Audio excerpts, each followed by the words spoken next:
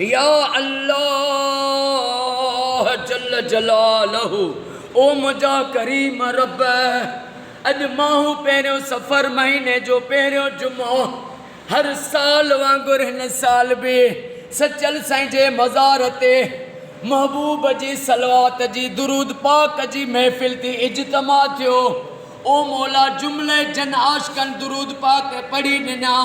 इन 90 लख दुरूद पाक आहिनि उन खां अलावा दुरूद किरोड़ी इन खां अलावा जेका मजंद को वठी पढ़ी वई इन सॼी सलवात जे सदके ओ रब अमा बतूल सैयदा तैयबा ताहिरा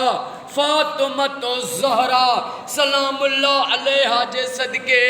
एडवोकेट मुजाहिद हुसैन फुलपोटो साईं जो ख़ैर पंहिंजी बारगाह में उहद जबल जेॾो लिखण कबूल फरमा अल्लाह मुजाहिद हुसैन साईं के साईं जे बाबा साईं ऐसे शो अली ॾिनो फुलपोटो साईं बाबा के बाबा वडेरो गुलाम शबीर फुलपोटो साईं हाजी सनाउल्लाह फुलपोटो साईं के मुजाहिदन साईं जे सॼे आयाल के क़यामत ताईं आबाद फरमा ओ मौला ए करीम ओ मुझा करीम रब तोखे वास्तो वा अमा सैयदा ज़ैनब जेको करबला खां कूफे कूफे खां शाम ताईं सफ़र कयो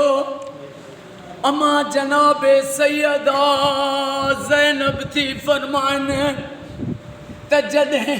हुसैन मौला जो सिर करबला खां कूफे कूफे खां नेज़न ते यज़ीदी खयूं पे हलिया त हुसैन मौला जूं अखियूं खुलियल हुयूं असां ॾे पिया ॾिसनि पर जॾहिं शाम पुगो काफ़िलो त हुसैन अखियूं बंदि कयूं जो सैयदा शराबिल जे दरबार